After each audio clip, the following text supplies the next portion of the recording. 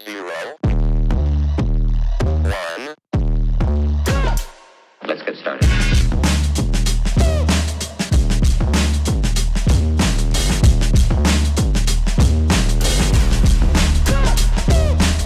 Why they stopping me? Stopping me. Hello, good morning. So, first day natin ngayon na wala si Mrs. First day, sorry, gising ko lang kasi. Pero nakapagsukay na naman ako. So, first day natin na mag-isa dito sa bahay. Well, actually, kahapon pa yon. And yeah, second day siguro to. Well, anyways, umagang kay ganda. It's Saturday and anniversary namin ni Meses. Yun nga lang, hindi kami makapag-celebrate kasi nga nasa Pilipinas siya and nandito pa rin ako sa Minnesota. Pero bago naman siya umalis or bago yung flight niya, nakapag-date naman kami. So, hopefully, masaya si Meses na kahit pa paano na-celebrate namin. Advance nga lang. So today ay magandang araw. Pakita ko sa inyo ang napakagandang weather dito sa Minnesota. Kinabahan nga ako kasi kanina makulimlim tapos naambon. Ayan. So this is the weather for today.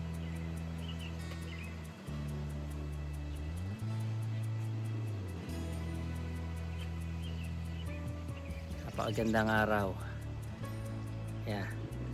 Siyempre, ito nyo naman, naka-shorts and sando lang ako.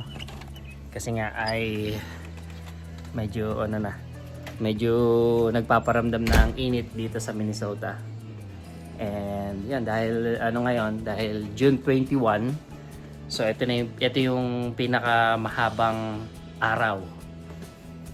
Sa Pilipinas siguro tapos na. Pero dito nagsisimula pa lang ang June 21. And para maging busy dahil mag-isa lang tayo, gagawa tayo ng baby back ribs. So kung gusto nyong matutunan yon, search nyo na lang sa YouTube. Kasi ako ay kung ano lang yung recados na meron ako dito, tsaka kung ano lang yung napanood ko doon sa YouTube, yun lang yung ginagaya ko. Sawa naman ng Diyos, masarap naman. Panalo. Ayan, so ayun, nilabas ko na yung baby back ribs. Hatiin ko lang siya, hindi ko pa lulutuin ng lahat kasi sa ibang araw na yung iba. Basta yung kaya ko lang ubusin yung lulutuin ko or kalahati lang. So half rack kung tawagin. Alright. And yeah, so sisimulan ko na and yeah, mamaya na lang.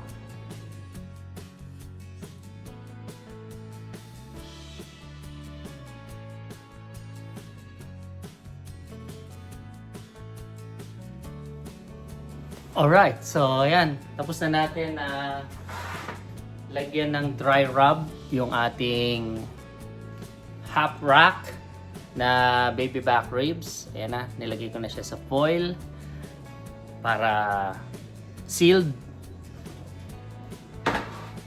Inaantay ko na lang na ma-preheat yung oven. So ito yung oven natin. Ayan, dito natin siya ilalagay. Yun. Nantay ko lang ma-preheat. Pagka na-preheat na siya, nasa tamang temperature na siya, tsaka natin ipapasok yung baby back ribs. Tapos, lalagay lang natin siya doon for 3.5 to 4 hours. So, yun. Santay na lang natin na maluto. So, yun. Tumunog na. Tapos na siya mag-preheat. So, pasok na natin yung baby back ribs.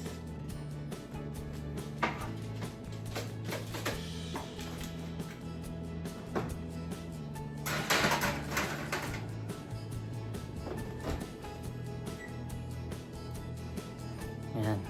At sinet ko na rin sa 4 hours. Kaya, okay na. So, antay lang natin siya na maluto dyan and pwede pa tayong gawa ng ibang bagay habang inaantay matapos yung 4 hours.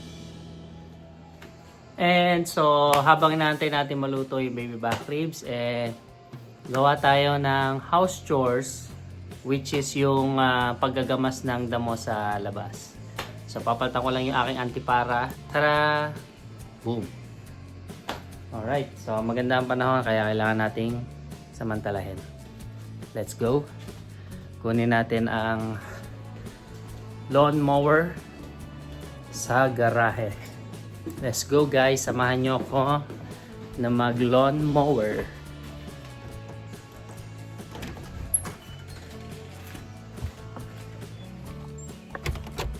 So yung garahe ayun. So ayan, umangat na yung pintuan. So kunin ko lang yung lawn mower. Alright, so nakuha na natin yung lawn mower. Meron na rin tayong reserbang gas dito kung sakaling maubos yung gas ng lawn mower. And unahin natin yung harapan ng bahay para kung may dumating man, una nila makikita yung harapan. Okay na. So, tara, let's do this.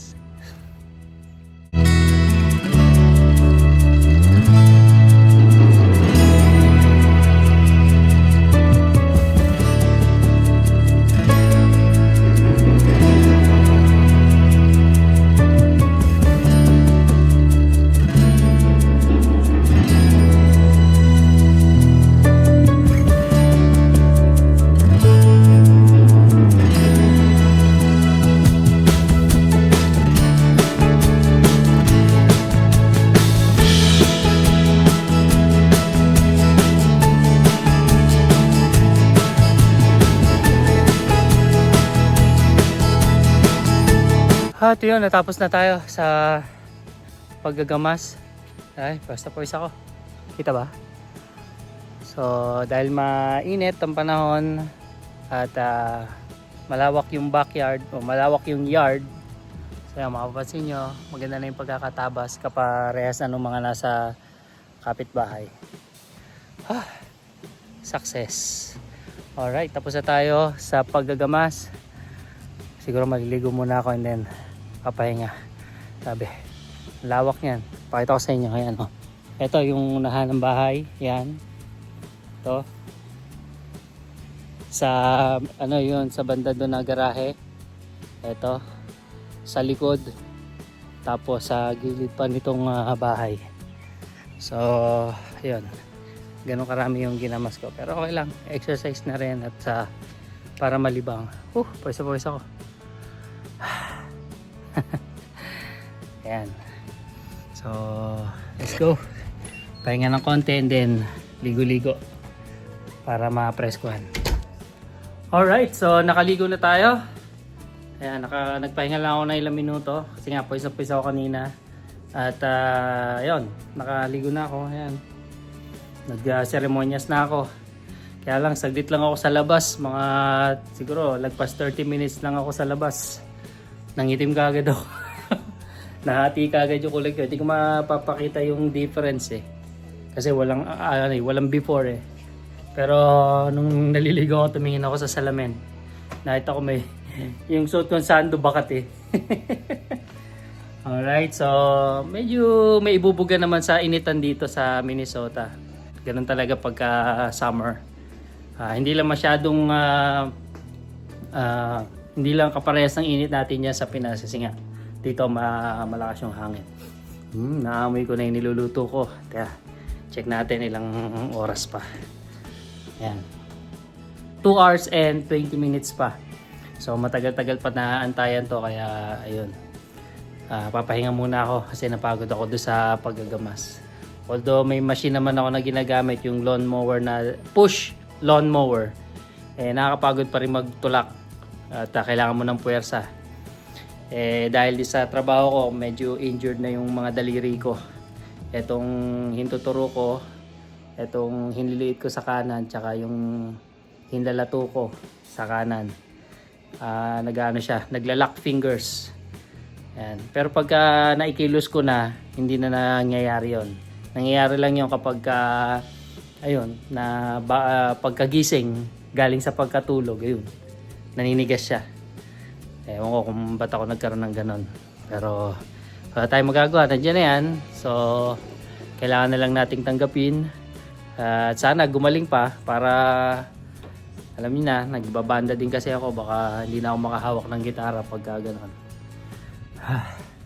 So napakagandang araw, napakainit. Hindi ko sure kung may ganap ba ngayon sa park, pero kung meron man, edi mamaya at sisilipin ko at papahinga lang ako habang inaantay natin maluto yung ating ulam mamaya. Siguro magsasayang na lang din ako or gagawa pa ako ng iba. So mamaya na lang ulit. Alright, so after ng mahaba-habang oras ng paghihintay, eto na ang ating finished product. Wow! Baby back ribs! So, yung nalalabing isang oras na lang nung pagluluto, doon ako naglagay ng barbecue sauce sa ibabaw. Okay, tapos binuklat ko na yung foil. Nilagay ko yung sauce sa ibabaw, tsaka ako binalik. Tapos hinayaan ko matapos yung isang oras na yon na meron ng sauce sa ibabaw. Tapos nakabukas na yung foil. So ito ang kanalabasan. Yummy! Sarap! Half rack baby back ribs. Ooh! So hindi ko na alam kung pang ilang beses ko na nagagawa to. Pero mukhang na-master ko na kahit papaano. Yan, nahawig naman siya sa lasa ng mga natikman na namin baby back ribs dito sa US. Kaya, yun, panalo. Yan, kaya kung uwi ako ng Pilipinas, pwede na ako magnegosyo ng baby back ribs. Alright. So, again, dahil solo lang ako lang huubos nito.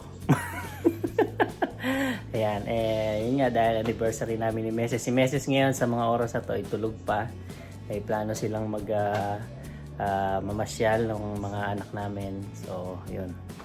So, yan, nanay. Happy anniversary. Ito yung dinner dapat natin na magiging dinner ko na lang. Kasi wala ka, nandiyan ka. So, yan. Sarap pa naman. Ayan, so nagsaing na rin ako habang inuubos natin yung nalalabing oras sa pagluluto nitong baby back ribs. And yan, makakain na ako ng tanghalian. So sumandok na ako ng bagong saing. So half rice lang tayo. Hapata nung kaldero yun. Alright. Ayan. So bago ako kumain nito, ayan, hindi ko pwedeng kalimutan i-shout out, yan, si Sir Orlando Cabiles. Yan, brother, shout out sa'yo. And sana araw-araw kang paldo sa ginagawa mo. I love you, brother, and maraming salamat sa suporta mo. Gumagalaw yung mga subscribers ko, kaya yan, mukhang dahil sa'yo yun. Yan. And shout out din kay Mark Hulo at sa kanyang bagong Jonard shoes. Sana all may Jonard shoes. Alright. So, ayan. Kakain lang muna ako. And malaman natin kung may iba pa akong gagawin mamaya.